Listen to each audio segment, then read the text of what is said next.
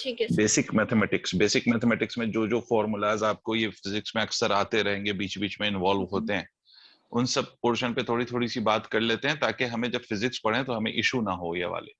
ठीक तो है। देखिए, ठीक, तो बेटा बेसिक मैथमेटिक्स में क्या क्या चीजें आपको याद रखनी है? बेसिक तो कुछ अलजेब्रिक चीजें याद रखनी है, फिर उसके बाद ट्रिग्नोमेट्री के कुछ फॉर्मूलाज याद रखने हैं आपको।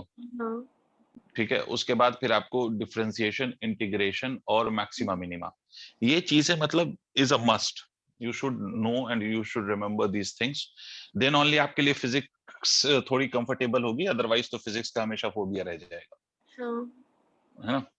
तो सबसे पहले बेसिक बेसिक चीजें देखो। सबसे एक जो चीज बहुत ज्यादा यूज होगी आपको फिजिक्स में, दैट इज क्वाड्रेटिक इक्वेशन। हाँ। ठीक है, आपको मालूम है कि कोई कोई भी जो इक्वेशन होती है, मैथमेटिकल इक्वेशन बेसिकली रिलेशन होता है ना। हाँ। ठीक है, किसका रिलेशन? तो वेरिएबल्स का रिलेशन बस का कॉन्स्टेंट्स कौन। के साथ, इस तरह का जो रिलेशन होता है, that is basically called as mathematical relation. तो आपका जो इक्वेशन है, उस इक्वेशन में अगर आप देखो तो there are different type of equation, algebraic equation जिसे हम कहते हैं, जिसमें एक लीनियर इक्वेशन होता है, एक क्वाड्रेटिक इक्वेशन होता है, क्यूबिक इक्वेशन होता है, and so on and so forth. Linear equation का मतलब है कि power of the variable is equal to one. There can be one variable और two variable, doesn't matter, but power कितना होना चाहिए? Maximum of one. वन। तो उसको अपन लीनियर इक्वेशन कहते हैं। जैसे मैं आपसे कहूं बच्चे कि y is equal to x plus of two, तो this is obviously a linear equation, linear question है अब। ना। y और x का ये लीनियर इक्वेशन है, तो इसमें तो कोई इशू नहीं है, क्योंकि बेटा ऐसी इक्वेशन को सॉल्व करना बहुत आसान है कि आसान। आप x, है ना, x की डिफरेंट वैल्यूज पुट करते जाओ तो y की आपको डिफरेंट वैल्यूज मिलती जाएगी। जैसे फॉर एग्जांपल, आपने x को 0 रख दिया तो y की वैल्यू 2 आ गई, आपने x को 1 रख दिया तो y की वैल्यू 3 आ गई, इसी तरह से ये बहुत आसान सी चीज है। अब आते हैं सर दूसरी इक्वेशन, क्वाड्रेटिक इक्वेशन। इस फॉर्म की जब भी आपको इक्वेशन मिले, a x square plus of b x plus of c is equal to 0, तो इस फॉर्म की इक्वेशन क्वाड्रेटिक इक्वेशन कहलाती है। क्वाड्रेटिक इसलिए कहलाती है because the maximum power of x is 2, तो that is why it is called as quadratic equation. जहां पर भी वेरिएबल का पावर मैक्सिमम पावर 2 हो जाए, that will be simply called as quadratic equation of that variable. तो इस तरह की जब भी क्वाड्रेटिक इक्वेशन होगी बच्चे, तो इसके दो, हमेशा दो वैल्यूज आएंगे, एक्स की ना दो वैल्यूज आएंगी। ठीक है, क्वाड्रेटिक का मतलब ही है कि इसका दो सोल्यूशन होगा। ठीक है, अब वो दो वैल्यूज को हम ऐसे डिफाइन करते हैं, एक को हम अल्फा नाम दे देते हैं और दूसरे को हम बीटा कह लेते हैं। अल्फा और बीटा जो रूट्स भी कहलाते हैं इस क्वाड्रेटिक इक्वेशन के, वो हम ऐसे लिखते हैं minus b plus under root b square minus of 4ac divided by 2a। ठीक है, एंड बीटा को हम लिखते हैं, beta is equal to minus b minus b minus under root b square minus 4ac divided by 2। इसमें जो ये अंदर वाली चीज है ना, बी स्क्वायर माइनस 4ac, ये वाली जो चीज है बी माइनस 4ac, इसको हम डिस्क्रिमिनेंट भी कहते हैं, डिस्क्रिमिनेंट। ठीक है, और ये हमेशा आपके लिए जो होगा वो रियल होगा, इमेजिनरी नहीं होगा, मतलब ये पॉजिटिव होगा। ये डिस्क्रिमिनेंट, अगर आपका ये discriminant if it is greater than equal to 0, तो हम कहते हैं roots are real, roots are real. ठीक है, अगर if discriminant b square minus 4ac is less than 0, तो इसको हम कहते हैं रूट्स आर इमेजिनरी। वैसे आपको, हाँ ठीक है, वैसे आपको ये इमेजिनरी बहुत ज्यादा यूज होगा भी नहीं, शायद होगा ही नहीं, आपको रियल रूट्स ही ज्यादा यूज होंगे। मतलब अगर किसी भी क्वांटिटी की रियल वैल्यू चाहिए, तो वो हमेशा उसके लिए discriminant should be greater than equal to 0। ठीक है, आइदर ग्रेटर और इक्वल टू 0। एक मिनट रुकिएगा, इसको नोट करिए।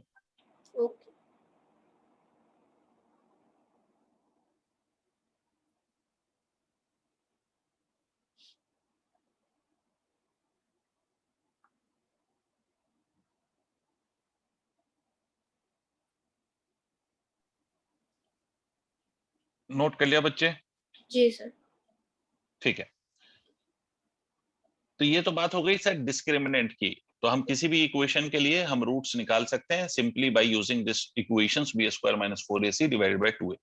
ठीक है, माइनस बी प्लस माइनस, है ना।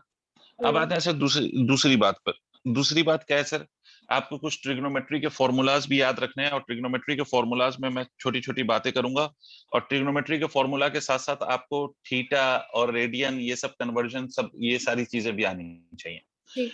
ठीक है, तो चलो अब बेसिक चीजों पे मैं डिस्कशन कर रहा हूँ, ध्यान से सुना। सबसे पहली चीज, बेटा आपको मालूम है कि एंगल जो आप इससे पहले मेजर कर रहे थे क्लास 11 से पहले, 10th में भी आपने देखा होगा डिग्री में लिखते थे आप, हाँ डिग्री। ठीक है ना। अब उसको हम रेडियन में कन्वर्ट करेंगे। Basically the SI unit for the angle is radian. Plane angle के लिए जो यूनिट हम यूज करते हैं SI unit, that is radian. तो इसलिए हम डिग्री को कन्वर्ट करते हैं रेडियन में। Degree is not the unit, unit of angle is radian. ठीक है, तो रेडियन और डिग्री में क्या रिलेशन है, तो इस बात को सिंपली याद रखिएगा कि 180 degree is equal to pi radian. 180 degree is equal to pi radian, है ना। 180 डिग्री पाई रेडियन के बराबर होता है। इसका मतलब है कि 1 degree is always equal to pi by 180 radian. ठीक है, तो कोई भी एंगल आपको गिवन हो तो उसके अकॉर्डिंग आप उसका रेडियन में कन्वर्जन कर सकते हैं। जैसे मैं एग्जांपल लूं कि भाई 30 डिग्री को I have to convert it into radian, तो 30 डिग्री को हम ऐसे लिख सकते हैं कि पाई by 180, because 1 degree is pi by 180। तो 1 की ये वैल्यू है तो 30 से मल्टीप्लाई कर दो इसको, तो this will be equal to pi by 6 radian. ठीक है, तो आप किसी भी डिग्री को रेडियन में कन्वर्ट कर सकते हो by simply using this concept of 180 degree is equal to pi radian. ठीक है, अच्छा नॉट ओनली दैट, एंगल की ना कुछ छोटी वैल्यूज भी होती हैं। ये तो रेडियन हो गया। Angle is also measured not in degree always. Angle, छोटे एंगल्स हम सेकंड और मिनट में भी मेजर करते हैं। ठीक है बेटा, तो एंगल अगर हम मिनट में मेजर करें तो आप एक बात याद रखेंगे कि 60 minutes is equal to 1 degree होता है। 60 ठीक है, हाँ 60 minutes is equal to 1 degree. तो 1 minute is equal to 1 upon 60 degree. 1/60 minutes ना। नहीं, डिग्री में कन्वर्ट करा ना। हाँ ठीक। 60 minutes is equal to 1 degree, तो 1 minute is equal to 1 by 60 degree. ठीक। तो अगर हम अब इसको हम चाहें तो रेडियन में कन्वर्ट कर सकते हैं। तो 1 मिनट इज इक्वल टू कितना हो जाएगा, पाई अपॉन 180, और कितने को कन्वर्ट करना है, 1 बाई 60 को कन्वर्ट करना है, तो इतना रेडियन हो जाएगा। ठीक। इसी तरह से बच्चे सेकेंड्स का क्या रिलेशन होता है, तो देखो 60 seconds is equal to 1 minute, तो 1 second is equal to 1 by 60 minutes.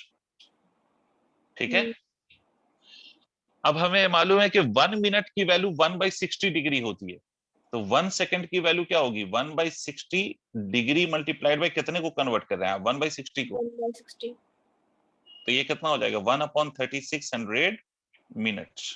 Minutes.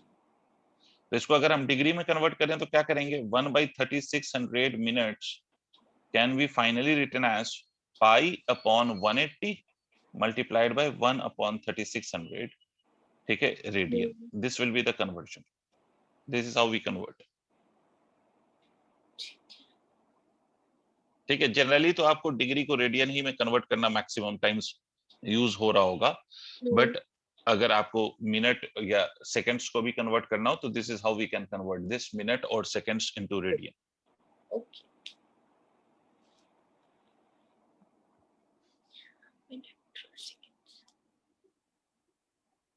ठीक। अब देखिए, जैसे मान लीजिए एक एग्जांपल लेते हैं। मान लीजिए कि मैंने आपसे बोला कि the value of theta is equal to 45 degrees 30 minutes. इसको we have to convert it to radian. इसको हम रेडियन में कन्वर्ट करना चाहते हैं, तो अब रेडियन में हम कैसे कन्वर्ट करें, तो हमें कुछ नहीं करना है बेटा, डिग्री को हम इंडिविजुअली कन्वर्ट कर लें और मिनट को हम इंडिविजुअली कन्वर्ट कर लें रेडियंस में, और उसके बाद दोनों का सम ले लें। ठीक है, या फिर आप ये कर सकते हैं कि पूरे को आप डिग्री में कन्वर्ट करके फिर रेडियन में कन्वर्ट करें, या पूरे को आप मिनट में कन्वर्ट करके रेडियन में कन्वर्ट करें, या फिर आप ऐसे भी कर सकते हैं कि इंडिविजुअली दोनों को कन्वर्ट करें। ठीक है, जैसे मैं आपसे कहूँ 45 डिग्रीज, pi by तो 180 into 45. पाई बाय 180 इंटू 45, तो इसका मतलब ये कितना हो जाएगा, पाई बाय 4, हम्म, है ना, ये इतना रेडियन हो गया। और 30 मिनट्स को डिग्री में कन्वर्ट करते हैं, 30 मिनट्स, तो 30 मिनट को डिग्री में कन्वर्ट करेंगे तो क्या लिखेंगे, 1 by 60 into 30. 1/60 इंटू 30, ठीक है। Means 1 by 2. तो ये अभी तो डिग्री में कन्वर्ट हुआ, अब इसको रेडियन में भी कन्वर्ट करना है, तो पाई बाय 180 भी होना चाहिए ना बेटे, हाँ, into 180. क्लियर। तो is equal to pi by ये 30 और 2, तो ये कितना हो जाएगा 360, pi by 360. ठीक है, रेडियन। अब इन दोनों का सम ले लो तो वो कन्वर्जन आ जाएगा,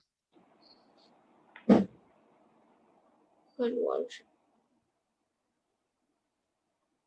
डन, हाँ, ठीक है। और कुछ चीजें देखिए, ये तो बेसिक सा डिग्री में कन्वर्जन हो गया, अब आते हैं कुछ और बेसिक बेसिक पॉइंट्स पे। ट्रिग्नोमेट्रिक रेशियोज, ट्रिग्नोमेट्रिक रेशियो आपने सुना होगा और पढ़ा भी होगा क्लास 10th में। 10th. टेबल आपकी पूरी हो गई.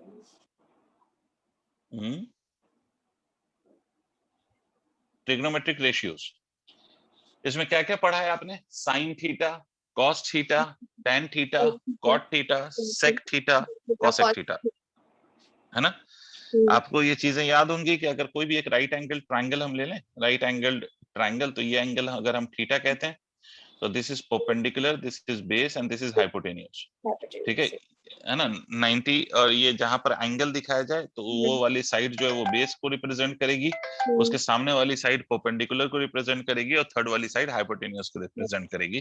तो आपको मालूम है कि सर साइन थीटा अगर हम लिखें तो साइन थीटा होता है perpendicular upon hypotenuse, cos theta होता है, कॉस थीटा होता है is equal to base upon hypotenuse, tan theta होता है, tan theta is equal to perpendicular by base, ठीक है।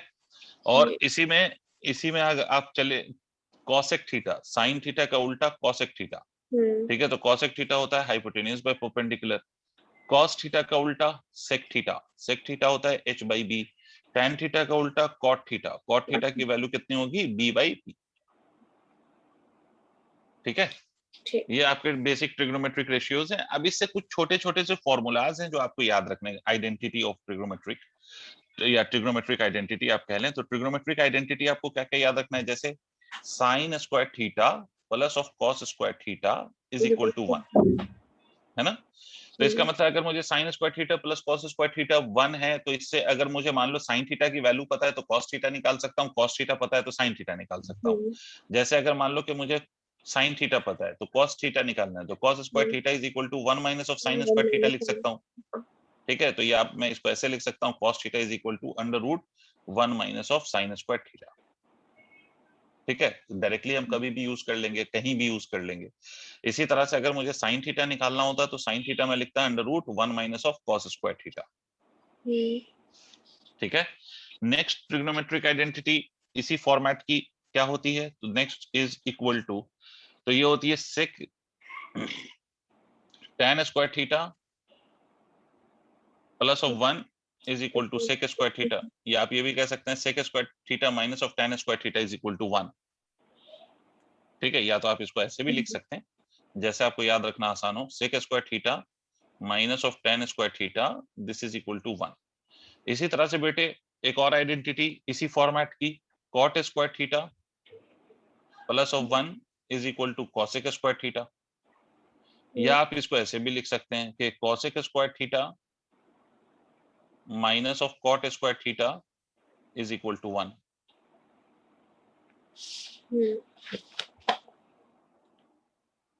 Cot square theta plus 1 is equals to cosec square theta, or cosec square theta minus cot square theta is equals to 1. Next erase कर दूं ना? Yes sir. और बहुत ज्यादा बार use होने वाले कुछ formula, sine of 2 theta is equal to 2 sine theta cos theta, इसी तरह से cos of 2 theta is equal to cos square theta minus sin square theta. ठीक है, ठीक है सर। ये सब बस लिखना है अभी, ताकि आपको रोज देखो और रोज देखते देखते रिमेम्बर याद हो जाए। हाँ। हाँ, रटने की जरूरत नहीं है, रोज देखना है और रोज देखते देखते याद हो जाए बस। a plus minus of b, इसको हम लिख सकते हैं sine a cos b plus या minus cos a sin b। देखिए इसमें sine a plus minus of b है, तो अगर प्लस होगा तो बीच में प्लस रखेंगे, माइनस होगा तो माइनस रखेंगे। फॉर्मूले का फॉर्मेट यही रहेगा। इसी तरह से बच्चे cos a plus minus of b can be written as equal to cos a cos b plus minus of sin a sin b।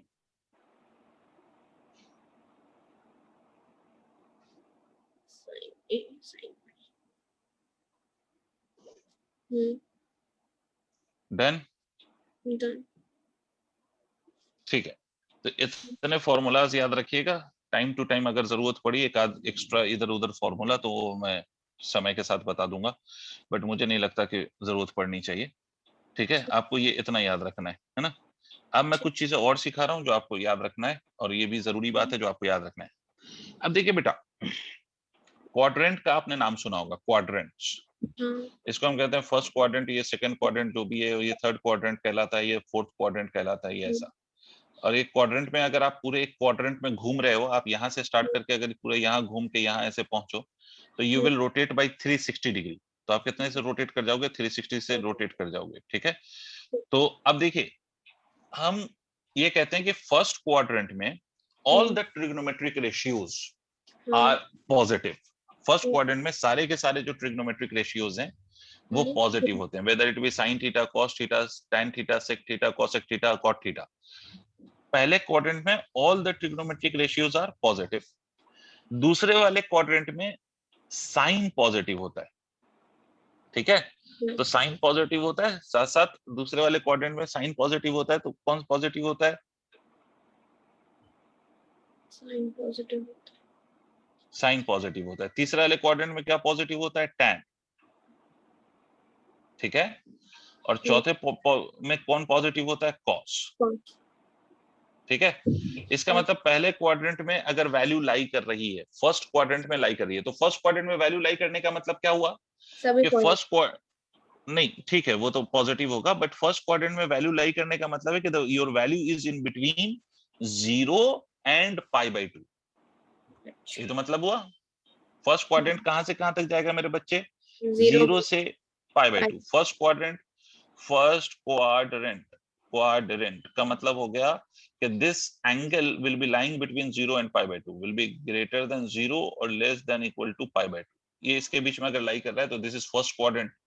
Second quadrant का क्या मतलब हो जाएगा? सेकंड क्वाड्रेंट का क्या मतलब होगा? देखो अब यहां तक हम 90 पे पहुंच गए, अब यहां से आगे चलते हैं, तो ये सेकंड क्वाड्रेंट भी 90 का ही डिफरेंस है, बट हम 90 से यहां से चल के यहां पहुंचेंगे, तो यहां के रिस्पेक्ट में अगर देखा जाए तो टोटल हम 180 डिग्री गए। सोच के देखो, टोटल 180 दोनों को मिला के, राइट। तो इसका मतलब सेकंड क्वाड्रेंट का मतलब होगा कि theta greater than π/2 less than equal to 90, sorry 180। नहीं समझे? सेकंड क्वाड्रेंट का मतलब कि अगर थीटा की वैल्यू 90 से बड़ी है और कहां तक जा रही है? 80 तक, तो उसको सेकंड क्वाड्रेंट में लाई करना कहेंगे हम। ठीक है, थर्ड क्वाड्रेंट का क्या मतलब होगा शिफत? थर्ड क्वाड्रेंट जो इसमें जो हमारा है, अब पाई से आगे चलेंगे, पाई से आगे कहां तक? पाई में और 90 ऐड कर दो, मतलब थीटा की value greater than pi less than equal to pi plus π/2। तो पाई प्लस π/2 करोगे मतलब 3π/2, मतलब 270। समझे? और फोर्थ क्वाड्रेंट का क्या मतलब होगा? फोर्थ क्वाड्रेंट का मतलब हो गया कि आपका जो थीटा की वैल्यू है that is greater than 3π/2 and less than equal to कितना? 2π। समझ गए? अभी डिपेंड्स कि आपकी वैल्यू कहां लाई कर रही है। जैसे अगर मैं आपसे कहूं बेटा, अगर मैं आपसे कहूं theta is equal to 150 degree है, तो कहां लाई करेगी? Value, first quadrant, second quadrant, कौन सा quadrant? 150 second quadrant. Of course second quadrant. इसी तरह से अगर मैं कह दूं theta is equal to 290 degrees है, तो कहाँ लाई कर रही है वैल्यू? फोर्थ क्वाड्रेंट, नहीं fourth third. Quadrant, fourth quadrant. Third quadrant तो 270 तक है ना, 270। थर्ड क्वाड्रेंट इज टिल 270, तो ये कहाँ लाई कर रहा है? फोर्थ क्वाड्रेंट में, ठीक है। तो मतलब डिपेंडिंग ऑन द एंगल आप ये चेक कर सकते हो कि in which quadrant that value will lie, right? First होगा कि सेकंड होगा कि थर्ड होगा। Can I erase it? या ठीक है। अब सुनिए, अब कुछ चीजें होती हैं छोटी छोटी सी, ऐसे कहते हैं, जैसे मान लो कि आपसे कहा जाएगा साइन 90 प्लस थीटा, ठीक है बेटा? तब मुझे एक बात बताइए, साइन 90 में अगर मैं कुछ और एंगल ऐड करूं तो in which quadrant do you think I will move? Second quadrant. Of course second quadrant. तो जब साइन 90 में थीटा ऐड करते हैं तो उसकी वैल्यू वैसी ही होती है जो कॉस की वैल्यू होगी, मतलब sine 90 plus theta is cos theta. मतलब साइन 90 में अगर आप कोई वैल्यू ऐड कर दें तो आप कहां मूव कर जाएंगे? सेकंड क्वाड्रेंट में। और आपको मालूम है कि सेकंड क्वाड्रेंट में साइन कैसा होता है मेरे बच्चे? तो साइन पॉजिटिव होता है, ठीक है। तो साइन कॉस में कन्वर्ट हो जाएगा, बट रहेगा कैसा? पॉजिटिव, ठीक है। कौन कन्वर्ट होके क्या बना वो नहीं देखना है, किसको कन्वर्ट कर रहे हैं वो देखना है। तो सेकंड क्वाड्रेंट में साइन पॉजिटिव रहता है, तो वो जो कन्वर्ट होकर कॉस बना है वो भी पॉजिटिव होगा, पॉजिटिव है, ठीक है। इसी तरह से अगर मान लीजिए मैं आपसे कहता कॉस 90 प्लस थीटा, तो ये क्या बनता है? ये बनता है साइन थीटा। सेकंड क्वाड्रेंट में बेटा, सेकंड क्वाड्रेंट में कॉस पॉजिटिव होता है या नेगेटिव? सेकंड क्वाड्रेंट में बस क्या बोलते हैं, साइन पॉजिटिव होती है, बाकी सब नेगेटिव होते हैं ना। तो कॉस भी नेगेटिव है, इसका मतलब है कि कॉस कन्वर्ट होकर क्या बनेगा? साइन, बट नेगेटिव साइन के साथ, ठीक है। जो कन्वर्ट हो रहा है हमें उसे देखना है। हाँ। इसी तरह से tan 90 plus theta is equal to cot theta, तो tan भी निगेटिव होता है तो माइनस लग गया, ठीक है। इसके बाद आते हैं cosec 90 plus theta is equal to sec theta, ठीक है। साइन पॉजिटिव होता है तो उसका उल्टा भी पॉजिटिव ही होगा, साइन का उल्टा होता है cosec, ठीक है। इसी तरह से sec, और sec किसका उल्टा होता है? cos का, minus of cosec theta,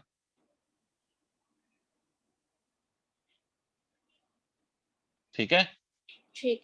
cot 90 plus, इतना तो तुम्हें नहीं आएगा, बट सिंपली साइन और कॉस ज्यादातर यूज होता है, 90%, मोर देन 90% आपको साइन और कॉस वाला ही टर्म ज्यादातर यूज होता रहेगा। ये ऐसे ही बता दिया है मैंने, ठीक। याद रखिएगा कि 90 प्लस थीटा पे वैल्यू चेंज होती है, मतलब ट्रिग्नोमेट्रिक आइडेंटिटी चेंज होती है या रेशियो चेंज होता है, और 270 प्लस या माइनस थीटा पे ट्रिग्नोमेट्रिक रेशियो चेंज होता है। 180 पर और 360 पर ट्रिग्नोमेट्रिक रेशियो चेंज नहीं होता है। ठीक।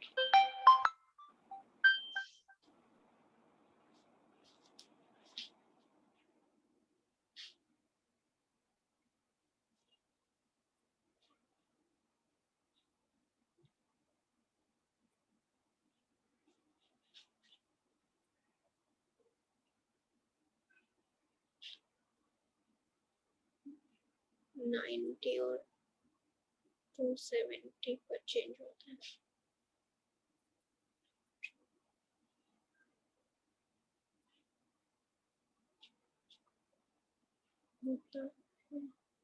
शिफात, yes sir. Is it done बेटा? Yes sir. आगे चले हम, जी। ठीक है। तो ये कुछ रेशियो वेशियो याद रखिएगा, और टाइम टू टाइम अपन बीच बीच में अगर आइडेंटिटी आएगी तो टाइम टू टाइम हम वो आइडेंटिटी सीखते रहेंगे, बट ये बेसिक चीजें याद रखिएगा, ठीक है। अब आते हैं सर, अब आते हैं हम उस क्रांतिकारी पार्ट पे जो बहुत ज्यादा यूज होने वाला है, जिसका नाम है डिफरेंशिएशन और दूसरे का नाम है इंटीग्रेशन। पहले तो बेटा मैं आपको ये समझाना चाहता हूँ कि व्हाई डू वी डिफरेंशिएट।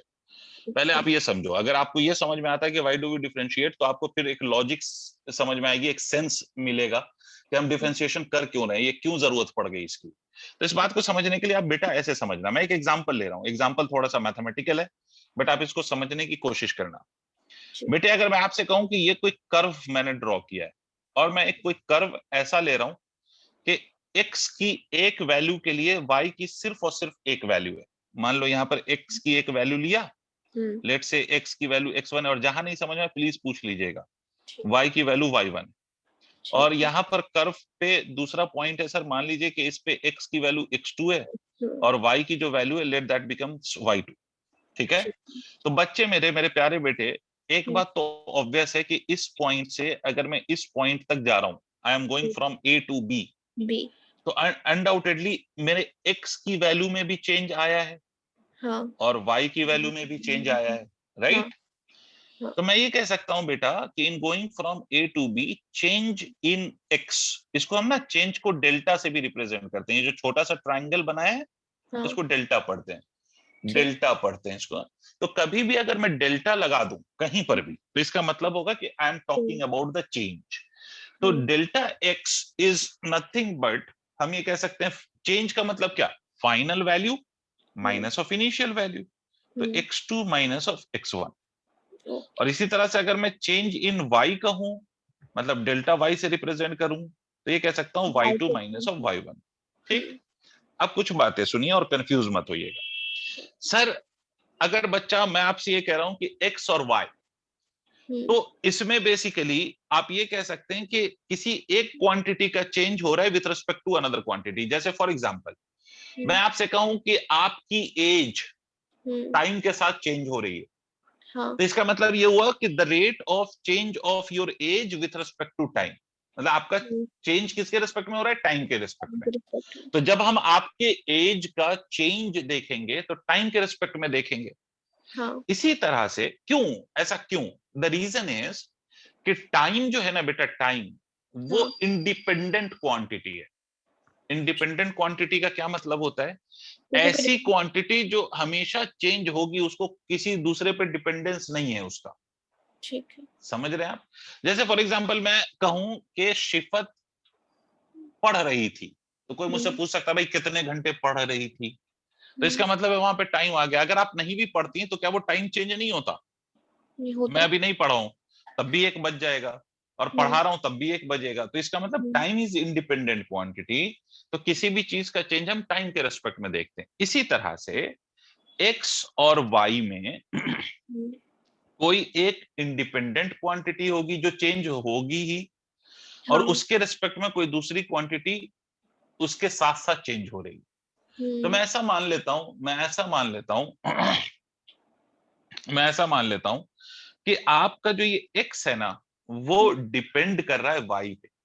मतलब जैसे ऐसी कोई इक्वेशन हो बेटा शिफत कि y is equal to 2x plus 1 मान लो, हाँ, तो मैं x को चेंज करूंगा तो y ऑटोमेटिकली चेंज होगा या नहीं होगा? होगा। आप क्या करते हो, x की अलग अलग वैल्यू पुट करते जाते हो, अलग अलग वैल्यू पुट करते जाते हो, तो आपका जो है y चेंज होता जाता है। तो हम कह सकते हैं कि x इंडिपेंडेंट है और y की वैल्यू x पे डिपेंड कर रही है, हाँ, कह सकते हैं।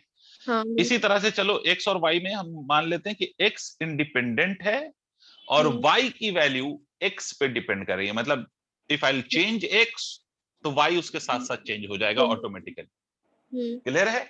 ठीक। तो बेटे ये y में चेंज आया है, क्यों आया है? क्योंकि x चेंज हुआ है। तो इसमें ना हमसे कोई पूछ ले कि भाई कितना y में चेंज आया विथ रिस्पेक्ट टू x, तो मैं ये कह सकता हूं the change in y with respect to x अगर मैं निकालूं तो उसको हम रेट ऑफ चेंज का नाम देते हैं। रेट ऑफ चेंज, ठीक है, यस, है ना। रेट ऑफ चेंज का बेसिक मतलब यही होता है, change in one quantity with respect to another quantity. ठीक है, तो change in y with respect to x is known as rate of change of y with respect to x। ठीक है बेटा? ठीक। तो इस रेट ऑफ चेंज को हम ऐसे लिख सकते हैं बच्चे, y2 मतलब y में कितना चेंज आया divided by x2 minus of x1, मतलब x में कितना चेंज आया। तो change in y upon change in x is the rate of change. Clear है बच्चा? ठीक। आप इसको चाहें तो ऐसे भी लिख सकते हैं, is equal to delta y by delta x। ठीक है, ये तो कोई बड़ी बात नहीं है, बच्चों वाली बातें ये हमें समझ में आती हैं कि भाई एक क्वांटिटी में change with respect to another quantity, तो ये रेट ऑफ चेंज हो गया। अब शिफत प्रॉब्लम क्या है वो मैं बताता हूं। ये तो बिल्कुल सही है कि ए से बी जाने में एक्स में इतना चेंज हुआ, वाई में इतना चेंज हुआ, तो हमने उसका डिवाइड करके रेट ऑफ चेंज निकाल लिया। बट द पॉइंट इज शिफत, क्या एक्स और वाई का चेंज सिर्फ ए और पॉइंट बी पे हुआ है? इन दोनों के बीच में कहीं पर एक्स और वाई चेंज नहीं हुआ? हुआ। नहीं समझे आप? क्या मैं ए से बी पे पहुंचूंगा तभी एक्स में चेंज आएगा, या हर पॉइंट पे चेंज आ रहा है? हर पॉइंट पे चेंज आ रहा है। वेरी गुड, हर पॉइंट पे चेंज, मतलब अगर मैं यहां पर हूं तो भी एक्स चेंज हो रहा है और वाई में चेंज आ रहा है, हाँ। यहां पर हूं तब भी एक्स में चेंज हो रहा है और वाई में चेंज हो रहा है। हाँ। ठीक है, तो इसका मतलब ये जो मैंने चेंज निकाला है अभी, ये टोटल चेंज है in going from A to B. ये मुझे ये नहीं बता रहा कि ए किसी भी पर्टिकुलर पॉइंट पे एक्स और वाई का रेट ऑफ चेंज क्या है। समझ रहे हो आप? ये मुझे रेट ऑफ चेंज तो बता रहा है, बट ये मुझे टोटल का रेट ऑफ चेंज बता रहा है, कि मतलब total change in Y upon total change in X. For example इस बात को और प्रैक्टिकली ऐसे समझो। मान लो मान लो कि आप दिल्ली से चंडीगढ़ जा रहे हो, मान लो, ठीक है, और मान लो कि total distance of Chandigarh from Delhi मान लेते हैं 600 किलोमीटर है, और आप मान लीजिए कि 6 आवर्स में पहुंचे, ठीक है। तो आपकी जो एवरेज स्पीड होगी, ये सुना होगा आप लोगों ने, आपकी जो एवरेज स्पीड होगी वो 100 किलोमीटर पर आवर होगी या नहीं होगी? बट मुझे एक बात लॉजिकली बताओ शिफात, क्या ये पॉसिबल है कि मैं हमेशा 100 किलोमीटर पर आवर से ही चला हूंगा? कहीं मुझे रुकने की जरूरत नहीं पड़ी होगी, या कहीं मेरी स्पीड ज्यादा नहीं हुई होगी, या कहीं स्पीड कम नहीं हुई होगी, बीच में ढाबे पे हमने चाय नहीं पी होगी? नहीं, चेंज हुई होगी। हुई होगी ना? तो ये इससे मुझे ये पता चलता है कि भाई ऑन एन एवरेज मैं 100 से चला हूं, I have covered the distance on an average of 100 kilometre. But मेरी हर पॉइंट पे स्पीड 100 है, ये बिल्कुल जरूरी नहीं है। तो मुझे, अगर मुझसे कोई पूछ ले कि बताओ तुम्हारी स्पीड थर्ड थर्ड आवर पे कितनी थी, तो मैं तो इससे कैलकुलेट ही नहीं कर सकता। दूसरा प्रैक्टिकल एग्जांपल, अगर मैं आपसे कहूं कि आपके 3 सब्जेक्ट्स में मार्क्स आए, एक में 80 आया, एक में कुछ 70 आया, एक में कुछ 90 आया, ठीक है, और आप एवरेज अगर लिखोगे तो 90, 70, 160, 160 एंड 80, 240, तो मतलब आपका एवरेज परसेंटेज 80% होगा। मतलब ऑन एन एवरेज आपने हर सब्जेक्ट में 80 मार्क्स ऑब्टेन किया है, बट क्या आपने हर सब्जेक्ट में एक्चुअली में 80 मार्क्स ऑब्टेन किया है? नहीं। इसका मतलब है बेटा कि अगर मैं टोटल बाय टोटल कभी भी करता हूं, तो इसका मतलब है कि it gives me average change. ये मुझे हर पॉइंट का चेंज कभी भी नहीं बताता। And this was the problem with Newton also. Newton के साथ भी यही इशू हुआ था, और उसके वो इतना तेज था कि उसने एक मैथमेटिक्स का एक पोर्शन ही डेवलप कर दिया, जिसको आप ये कैलकुलस कहते हो, और जो हम अभी पढ़ रहे हैं। ठीक है, तो अब न्यूटन ने क्या बोला कि देखो, अगर हमें इस पॉइंट पे, आप समझना शिफत, अगर मुझे इस पॉइंट पे चेंज देखना हो, तो दिमाग में थोड़ा सा कोशिश करो समझने की। तो क्या बी पॉइंट को यहां पर इमेजिन करेंगे हम या नहीं बेटा? हाँ। ऑब्वियस है। तो अगर बी पॉइंट को यहां पर इमेजिन करेंगे, तो यहां पर एक्स की वैल्यू कुछ और होगी और वाई की कुछ और वैल्यू होगी, तो इन दोनों पॉइंट्स के बीच का चेंज निकाल सकते हैं। अब कोई और बच्चा आके कहता है नहीं, मुझे यहां नहीं चेक करना, मुझे यहां चेक करना है, यहां यहां, तो क्या मुझे बी पॉइंट को और पीछे शिफ्ट करना पड़ेगा? हाँ। अच्छा बेटा, सोच मैं कितना छोटा चेंज देख सकता हूं, कितना बी को मैं कितना पीछे ला सकता हूं, सोच के देख बेटा। ए के नियर तक, मतलब ए के पॉइंट पर। अरे वाह, बहुत प्यारा बच्चा भाई। ए के बहुत पास ला सकता हूं, बहुत पास। अब अगर हमसे कोई पूछ ले भाई कितना पास, तो मैं ये कह सकता हूं मैं ए के इतने नियर ला सकता हूं, बी को इतने नियर ला सकता हूं, सच दैट ए और बी का जो सेपरेशन हो वो अप्रोक्सीमेटली 0 हो। लेकिन एग्जैक्टली जीरो नहीं। एग्जैक्टली नहीं हो, अप्रोक्सीमेटली। मतलब हम ये कह सकते हैं कि बी कम हो रहा है, और कम कैसे हो रहा है, तो it is tending to zero but it is not exactly zero. क्योंकि अगर ये जीरो हो गया एग्जैक्टली मतलब बी पॉइंट ए पॉइंट पे ही आ गया, तो चेंज गायब हो जाएगा। ठीक है, इसका मतलब बेटे अगर मुझे बहुत छोटा चेंज देखना होता है ना, तो हम किसी एक पॉइंट को खिसकाते हैं और शिफ्ट करते हैं उसको, और कितना शिफ्ट करते हैं, इतना शिफ्ट करते हैं सच दैट कि उसकी value tends to zero but it is not exactly zero. तो अगर इतने छोटे से चेंज को हम अगर कैलकुलेट करें, तो उसी चेंज को हम इंस्टेंटेनियस चेंज कहते हैं, या मैथमेटिक्स की लैंग्वेज में उसी को हम डिफरेंशिएशन कहते हैं। अच्छा, बात समझ में आई? इसका मतलब डिफरेंशिएशन कोई बड़ी बात नहीं है। डिफरेंशिएशन का बेसिक मतलब है रेट ऑफ चेंज। तो सर कैसा rate of change? Instantaneous rate of change, मतलब rate of change at a given instant और गिवन पॉइंट। तो इस तरह का जो रेट ऑफ चेंज होता है, उसी के लिए हम डिफरेंशिएशन यूज करते हैं। और अगर हमें एक लार्ज रेट ऑफ चेंज चाहिए, तो उसके लिए हम एवरेज चेंज की बात करते हैं। क्लियर है? इसीलिए आपने अगर 11th में थोड़ा याद हो आपको, तो आपने स्पीड या वेलोसिटी या एक्सेलरेशन में दो चीजें पढ़ी होंगी, average velocity, instantaneous velocity, average acceleration, instantaneous acceleration. समझ गए बेटा? जी। अब देखिए इस चीज को लिखना कैसे है डिफरेंशिएशन के फॉर्म में, वो मैं समझाता हूं। अच्छा बेटा, y किस पे डिपेंड कर रहा है? x पे। इसका मतलब अगर मैं x को चेंज कर दूं, तो y ऑटोमेटिकली चेंज हो जाएगा विदाउट एनी इशू। हाँ। ठीक है, तो इसको लिखने का तरीका ये होता है बेटा कि अगर मुझे इंस्टेंटेनियस चेंज कभी भी कहीं पर भी, ये जरूरी नहीं है कि यहीं पर, कहीं पर भी इंस्टेंटेनियस चेंज देखना हो, तो हम ये करेंगे कि जो इंडिपेंडेंट क्वांटिटी है उसको हम ऐसे रिप्रेजेंट कर देते हैं, delta X tends to zero. Don't worry, ये तुम्हें नहीं पढ़ना, ये लिमिट कहलाता है। एलटी लिखा है ये, इसका मतलब है लिमिट। लिमिट का मतलब है होता है कि x is tending to zero but it is not exactly zero. ठीक है, delta y by delta x ऐसे लिखते हैं, और यही चीज कहलाती है dy बाय dx। समझ में आई बात? क्यों डिफरेंशिएशन करते हैं, ये बात समझ में आ गई? अब देखो इंस्टेंटेनियस, अब ऐसा नहीं करना कि d से d कट गया, y बाय x बच गया, है ना? ऐसा नहीं करना। साइन। हाँ, ये अपने आप में एक टर्म है, ये अपने आप में एक टर्म है। ये जब भी किसी भी क्वांटिटी के साथ d लग जाए, तो इसका मतलब होता है इनफाइनाइट सिमिली स्मॉल वैल्यू।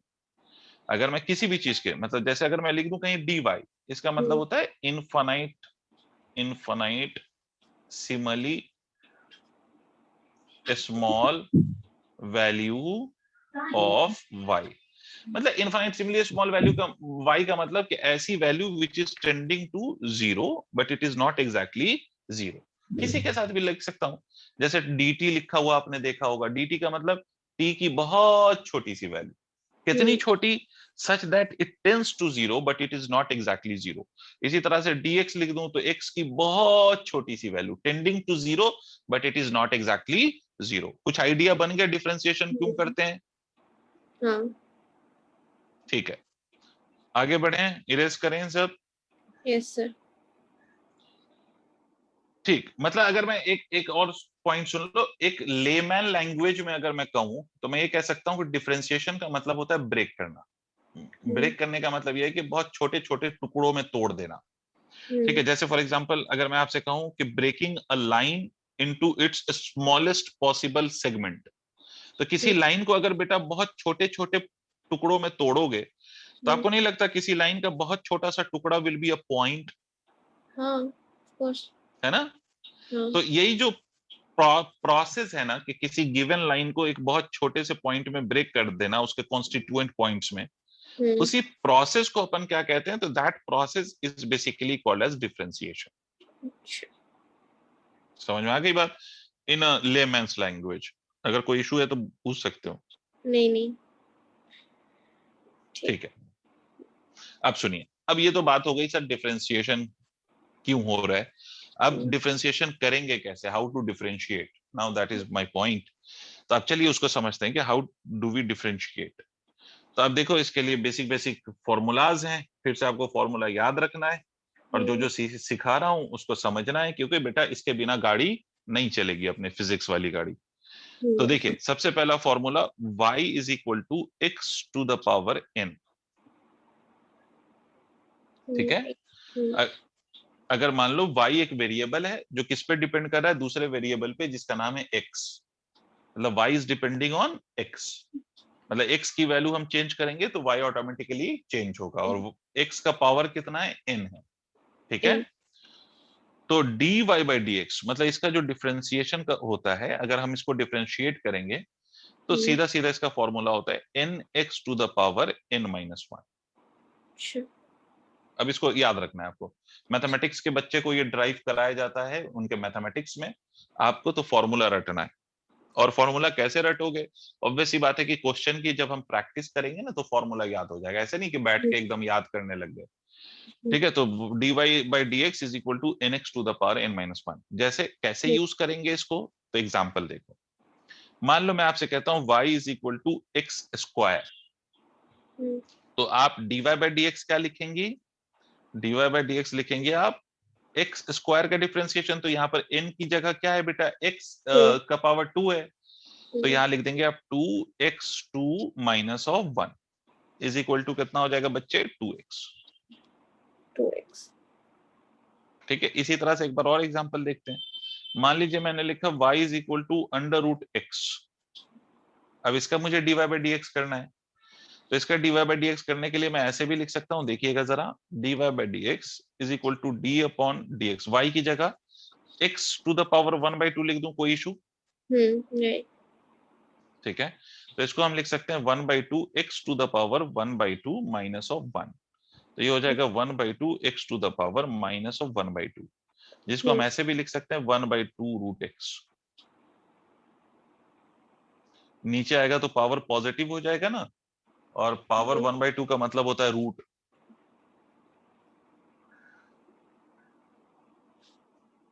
समझे जी। ऐसे ही अगर एक और एग्जांपल लें, बताइएगा आप, y is equal to 1 upon X to the power 4, कैसे डिफरेंशिएट करेंगी? y is equals to 1 1 upon X to the power 4 minus 4। तो हम इसको ऐसे भी लिख सकते हैं y is equal to X to the power -4, तो n की वैल्यू यहाँ पर आ गई -4, तो हम लिखेंगे -4 x to the power -4 minus of 1, इसका मतलब ये कितना हो गया, -4 x टू द पावर -5।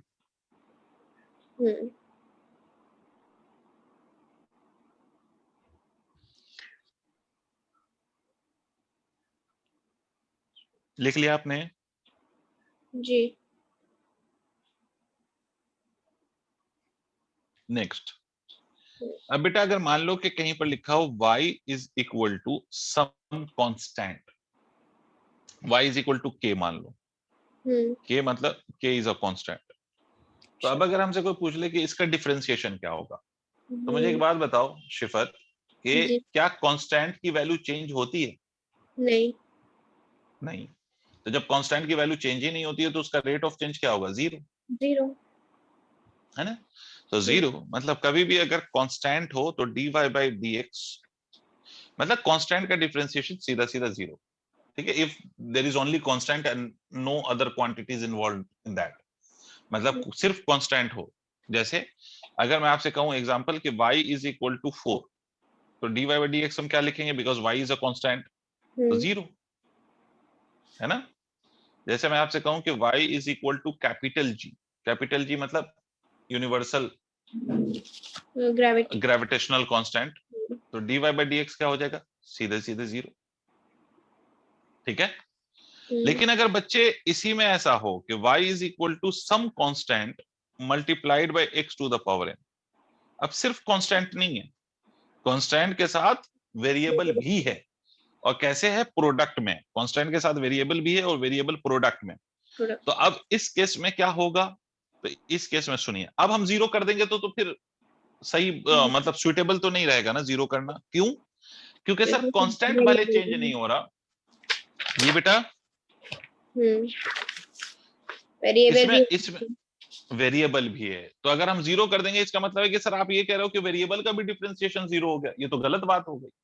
तो इसका क्या होगा, ऐसे केसेस में you will keep constant as it is and you will differentiate the variable part। आप वेरिएबल पार्ट को डिफरेंशिएट करेंगे, तो इसका मतलब आप जैसे डिफरेंशिएशन करते हैं कर दीजिए k as it is nx to the power n-1।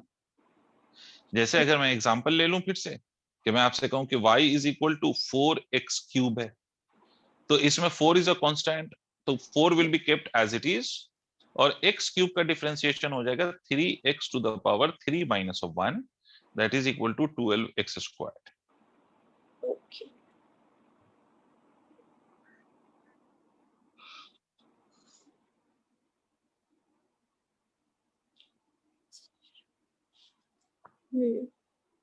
हो गया।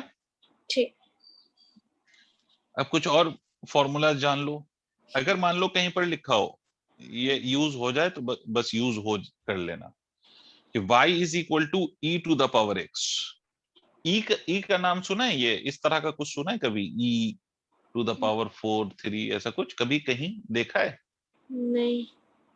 नहीं, ये जो छोटा e लगा होता है ना मैथमेटिकल फंक्शन में, इसको एक्सपोनेंशियल फंक्शन कहते हैं। Exponential function. मतलब ये एक्सपोनेंशियल फंक्शन है, एक्सपोनेंशियल। जैसे आप जैसे साइन कॉस लिख दूं तो उसको क्या कहेंगे आप, ट्रिग्नोमेट्रिक फंक्शन। तो वैसे ही ई जो ये छोटा ई होता है तो इसको हम कहते हैं एक्सपोनेंशियल फंक्शन। ठीक है, अगर एक्सपोनेंशियल फंक्शन है कहीं तो dy by D X simply लिखा जाएगा e to the power x। मतलब एक्सपोनेंशियल फंक्शन का डिफरेंशिएशन या इंटीग्रेशन नहीं होता है। अच्छा। ठीक है, जो है वो वही लिख दिया जाएगा। ठीक। इसी तरह से अगर मैं कहूं y is equal to log x, ऐसा कभी देखा है? लॉग देखा है आपने कभी? हाँ, एक क्वेश्चन में देखा था मैंने। इसको लॉगरिथमिक फंक्शन कहते हैं ना, हम्म।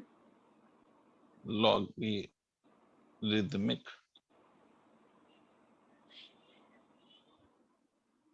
खैर लॉग अगर लिखा हो तो dy बाई डी एक्स क्या होता है, dy by D x 1 upon x हो जाता है।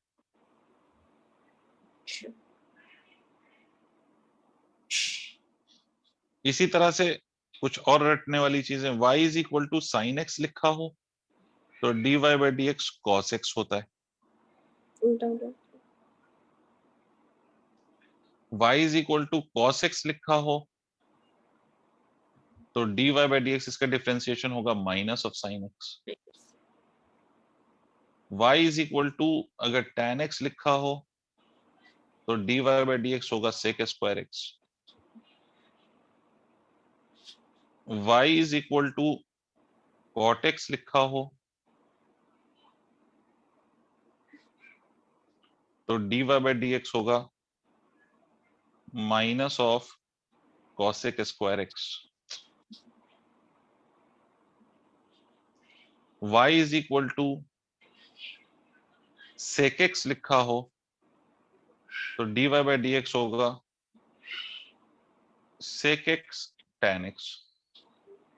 And the last one is y is equal to अगर cosec x लिखा हो तो dy बाई डी एक्स होगा minus cosec x cot x। ये सारे फॉर्मूलाज हैं सर।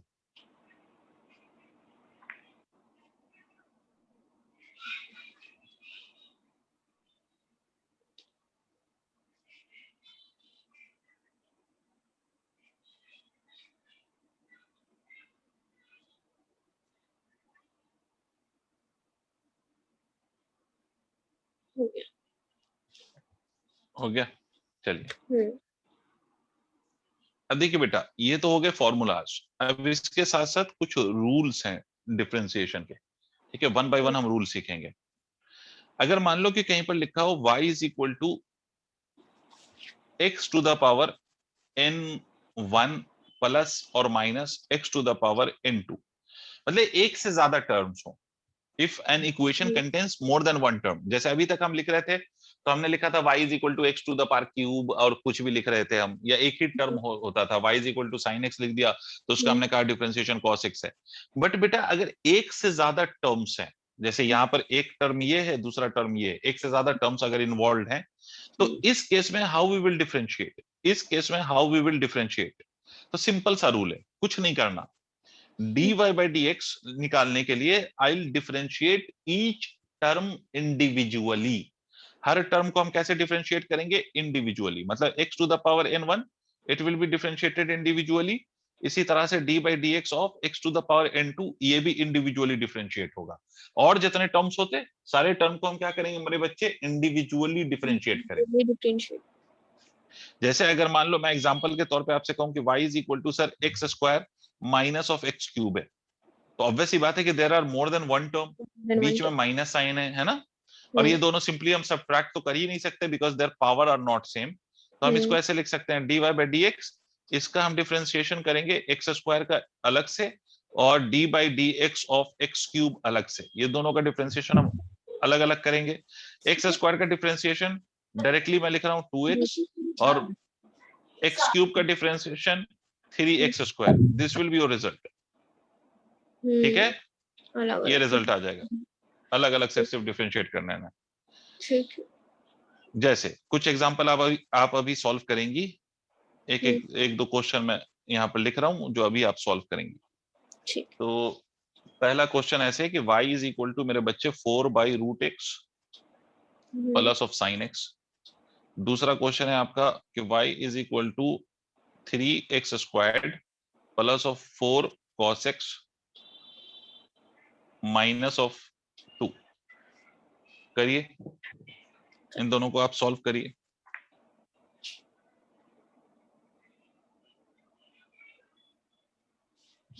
Question.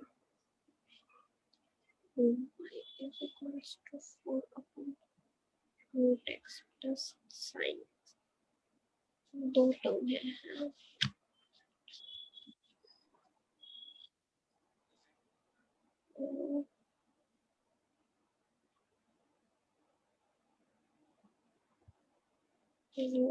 में करते हैं ऐसे।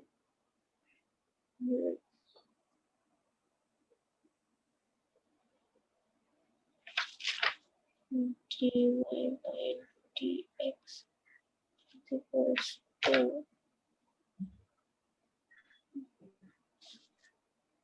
d constant है, इसको ऐसे रहने देंगे। 4 इसको ऐड करेंगे हम।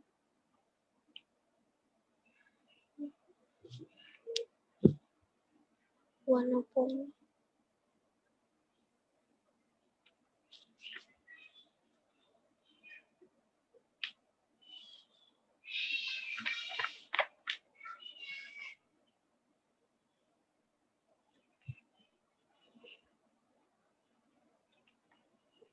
x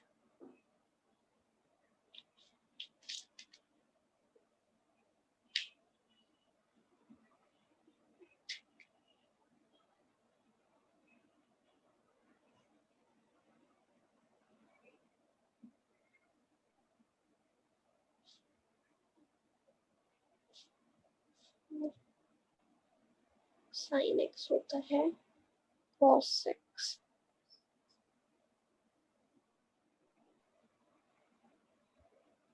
फर्स्ट का होगा 4 प्लस cos x। फर्स्ट का क्या होगा? 4 प्लस cos x। हाँ 4 के नीचे बेटा रूट x है।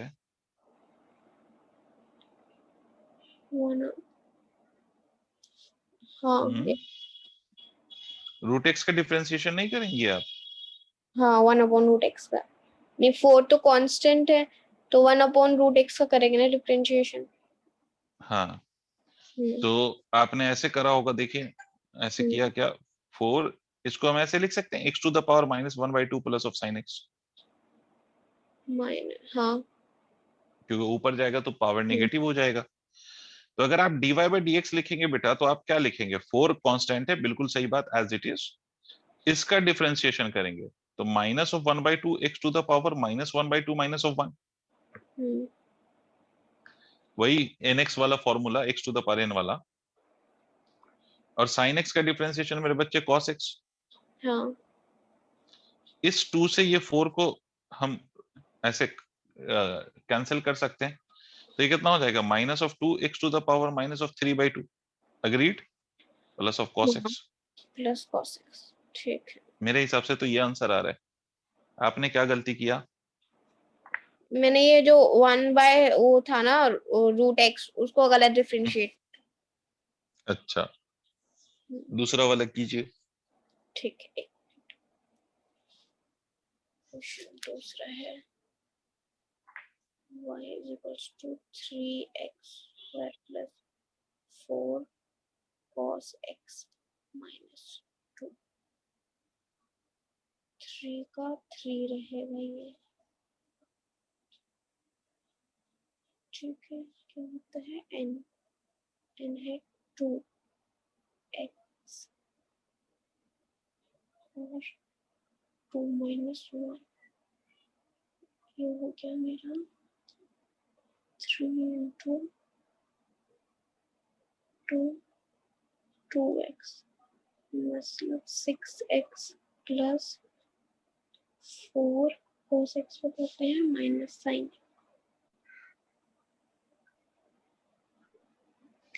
6x minus 4 sin x minus 2। 6x, चलो माइनस देखते हैं।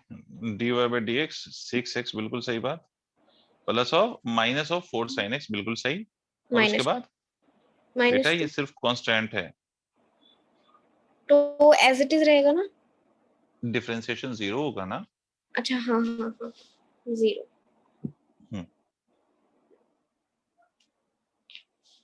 एक बार फिर करिए। y is equal to 4√x plus of 3/x³ minus of sin x। 4√x plus 3 upon x की पावर -3 minus sin x। पहले इसको रिजॉल्व, 4 equals to 4x की पावर 2 प्लस 3x की पावर -3 माइनस sin x, ठीक है। हो गया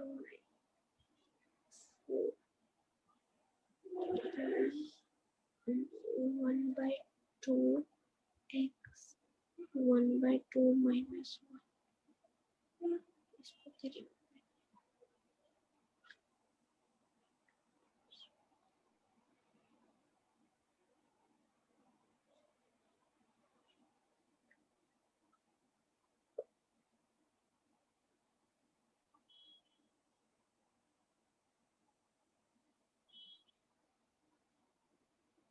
1/2 में से माइनस करेंगे -1/2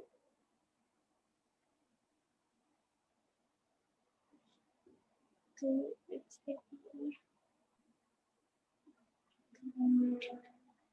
प्लस ये है दूसरा वाला 3 का 3 रहेगा x, क्या था हमारा -3x -3 minus 1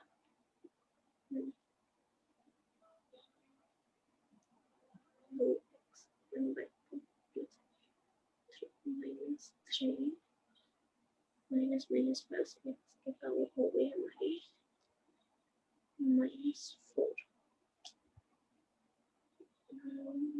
-9x के पावर -4 तो x -1/4 प्लस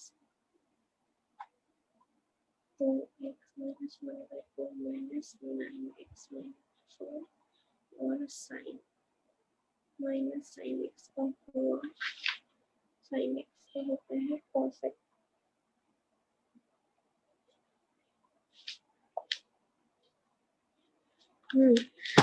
2x, डन।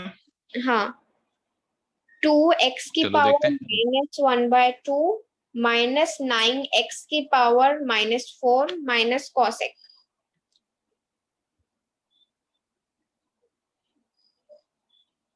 ये किया है आपने,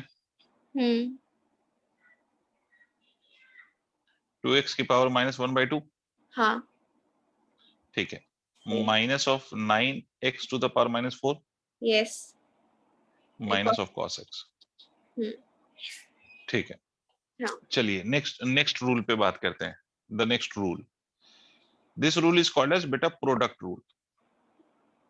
ओके अब प्रोडक्ट रूल का क्या मतलब है, इस बात को समझे। मान लीजिए कि आपके दो मैथमेटिकल फंक्शंस हैं और वो प्रोडक्ट में है। For example y is equal to u dot v। अब ये u कुछ भी हो सकता है और v कुछ भी हो सकता है। For example u sin x हो सकता है, y आपका log x हो सकता है ना, कुछ भी हो सकता है। ठीक है, तो ये तो अभी एक जनरल वे में हम लिख रहे हैं कि अगर मान लीजिए दो मैथमेटिकल फंक्शन है, एक ट्रिग्नोमेट्रिक है, दूसरा लॉगरिथमिक है, या एक अलजेब्रिक है, दूसरा लॉगरिथमिक है, एक एक्सपोनेंशियल है, दूसरा लॉगरिथमिक है, कुछ भी हो, और दोनों प्रोडक्ट में हो, तो इसके डिफरेंशिएशन का तरीका होता है बेटा dy by dx। आपने करना यह है कि u को you will keep as it is and you will differentiate the second part which is the second function dv by dx। इसको मान लो मैं कह देता हूं फर्स्ट फंक्शन और इसको मैं कह देता हूं सेकंड फंक्शन। तो फर्स्ट फंक्शन को आप एज इट इज रखेंगे and you will differentiate second function. उसके बाद you will put a plus sign in between. अब जिसको आपने डिफरेंशिएट किया है उसको आप एज इट इज रखेंगे और जो डिफरेंशिएट नहीं हुआ है उसको आप डिफरेंशिएट करेंगे।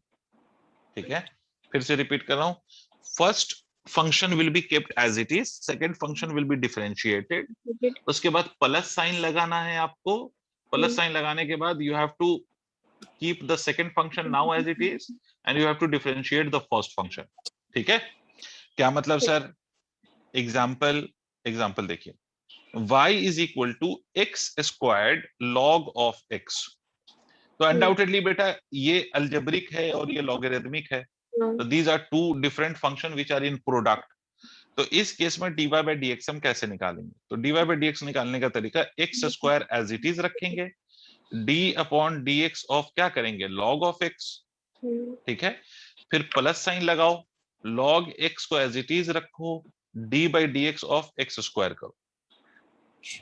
आई होप आपको मेरी बात समझ में आ गई। तो x square as it is, तो log x का डिफरेंशिएशन होता है 1 अपॉन एक्स, फॉर्मूला बताया था, प्लस ऑफ यहां पर एक्स स्क्वायर का differentiation 2x multiplied by log x।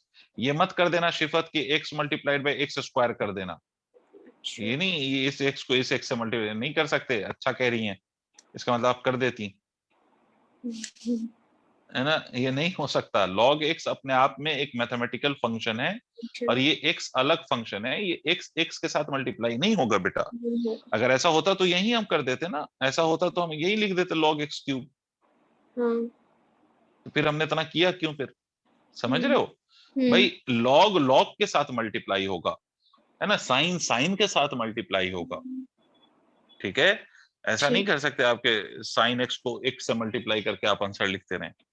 Okay, तो 2x log x, तो एक x कैंसिल हो गया, तो final result will be x plus of 2x log x। ठीक, मेथड नोट करो, तो एक दो क्वेश्चन मैं देता हूं आपको।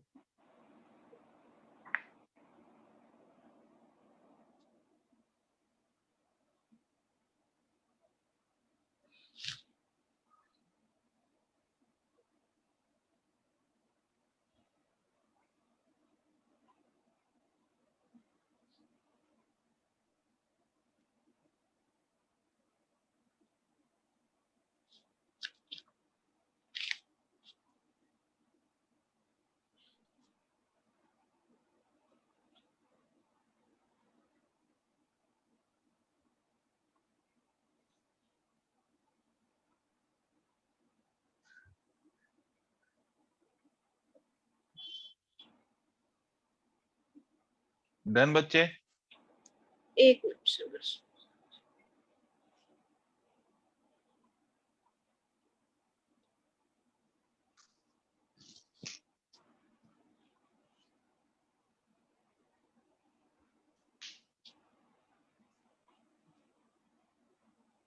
हो गया सर।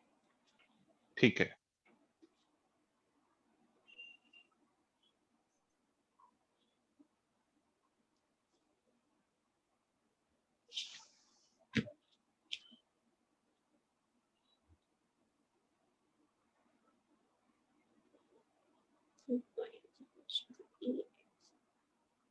sin x, मतलब ई एक्स तो एज इट इज रहता है,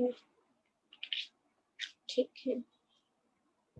ई एक्स और sin x होता है cos x, ठीक है। ये हो गया question 2। y is equals to 3x square dot cos x, 3x square को डिफरेंशिएट किया, पहले ये ऐसे रहेगा as it is 3x square, ठीक है।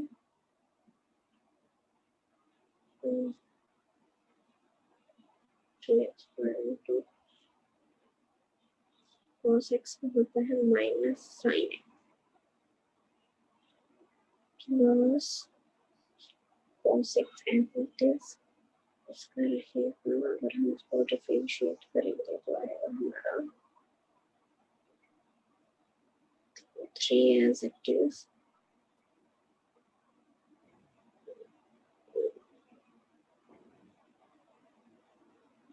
to x 2x, ठीक है। मतलब ये हुआ 3x square minus sin theta sin x plus cos x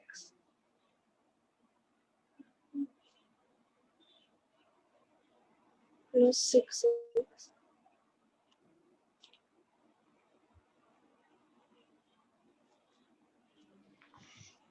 हाँ सर, फर्स्ट का तो होगा ई एक्स कॉस एक्स। ई एक्स कॉस एक्स बस कैसे किया आपने? ई एक्स तो जो होता है वो एज इट इज रहता है ना, एक्सपोनेंशियल फंक्शन, उसमें कोई चेंज नहीं होता। नहीं, मैंने ये तो नहीं कहा लेकिन कि कांस्टेंट होता है ये। डिड आई से सो? मैंने ये बोला कि इसका डिफरेंशिएशन और integration remains the same.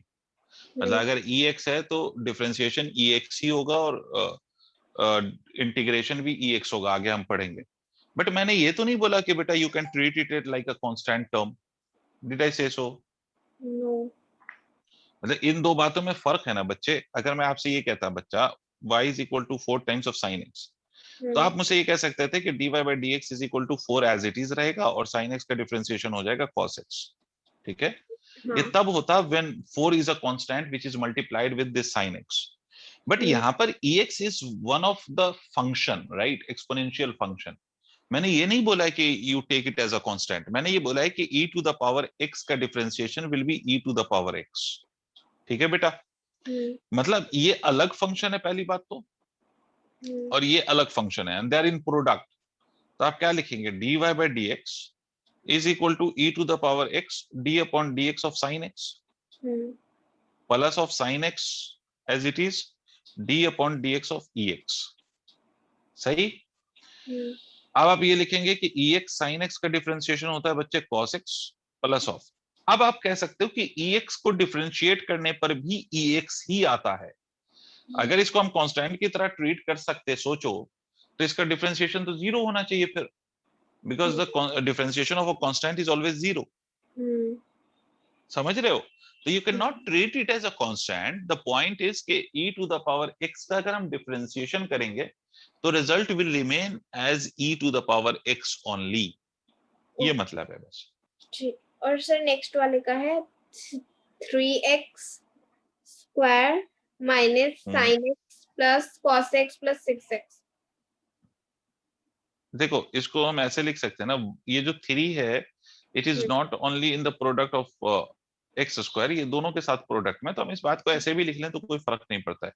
3x square cos x, मतलब आप इसको ऐसे भी कर सकते हैं dy by D x 3 as it is. आप एक्स स्क्वायर को एज इट इज रखें, डिफरेंशिएशन करेंगे cos x का, प्लस ऑफ cos x को आप एज इट इज रखें, डिफरेंशिएशन करेंगे किसका बेटा? एक्स स्क्वायर का। आपने 3x स्क्वायर किया होगा तो आप जैसे भी कर लें आप। तो 3x स्क्वायर cos x का differentiation minus of sin x, तो ये माइनस इधर मल्टीप्लाई कर लो, ऐसा आया क्या आपका? हाँ। प्लस ऑफ cos x, अब ये 3 इससे भी मल्टीप्लाई होगा, राइट? ये 3 दोनों टर्म से मल्टीप्लाई है ना, यहाँ से भी यहाँ से भी। तो 3 और x स्क्वायर का differentiation 2x cos of x, ऐसा कुछ आया है। मैंने 6 लिखा था, मतलब माइनस, ऐसे किया ना मैंने। हाँ तो plus of 6x cos x।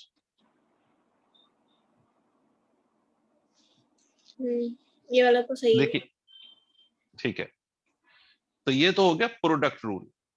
आपको असाइनमेंट मिल जाएंगे तो उससे क्वेश्चन की आप प्रैक्टिस करेंगी, ठीक है। ठीक। अब आते हैं एक और रूल पे। Next rule is quotient rule या डिवीजन रूल, जो भी कह लें आप।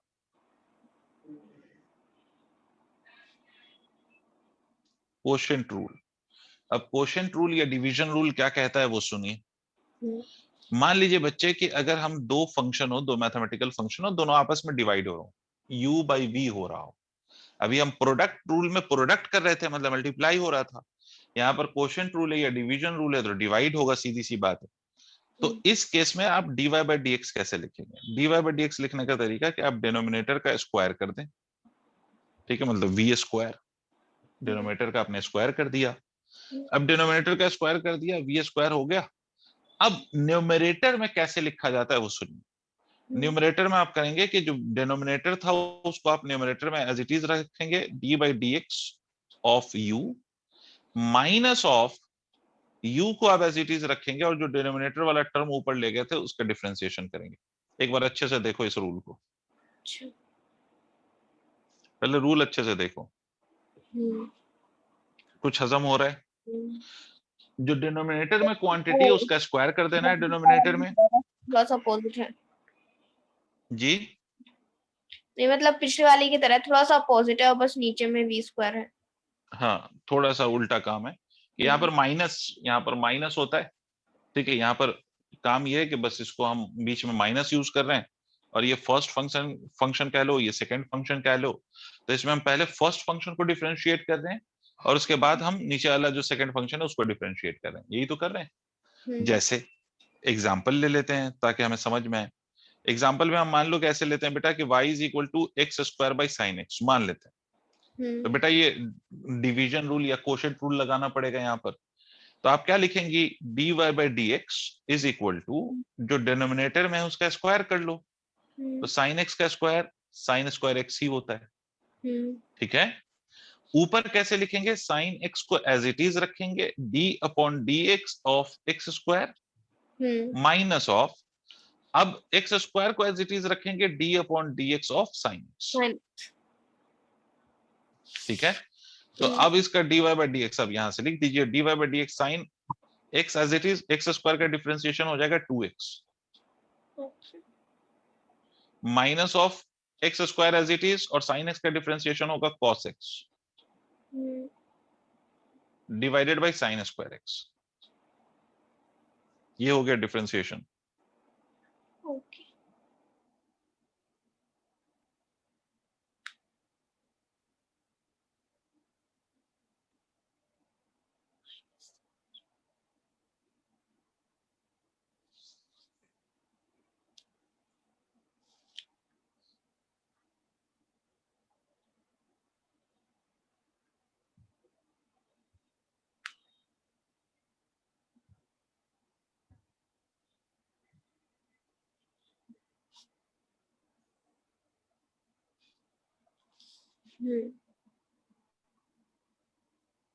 एक आप करिए,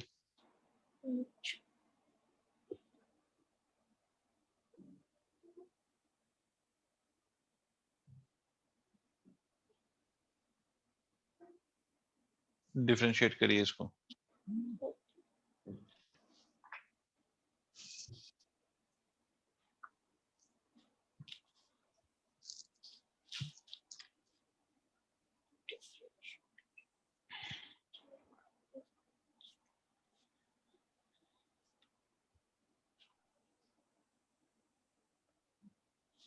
पहले लिखेंगे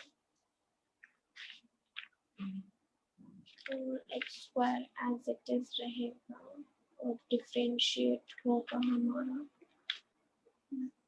D by D x log,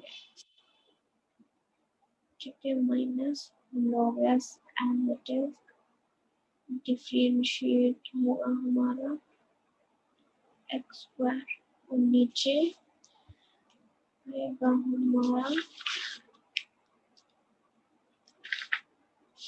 x square, 2 रहने से उसका भी स्क्वायर करेंगे, एक्स 4 हो गया। ठीक है,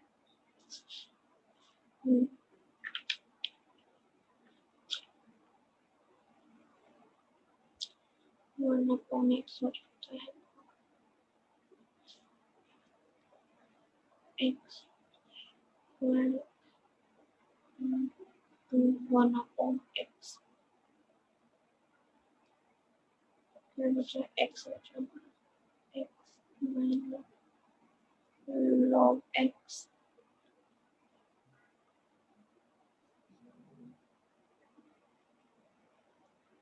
इसका डिफरेंशिएशन होगा हमारा 2x, ठीक है,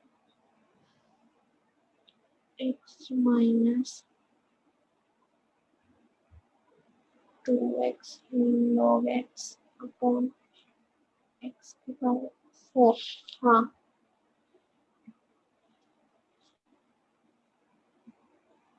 सर आंसर है x minus 2x log x upon x की पावर 4। अच्छा, ऐसा कुछ किया आपने, dy by dx is equal to x to the power 4 हो जाएगा, बिकॉज स्क्वायर का स्क्वायर गुड। हाँ, ये x square as it is रहा, log x का डिफरेंशिएशन करेंगे तो it will become 1 upon x, हाँ, माइनस ऑफ log x को अब इस बारी एज इट इज रखेंगे और x स्क्वायर का डिफरेंशिएशन करेंगे, which will become 2x, right बेटा? हाँ। ये हो जाएगा आपका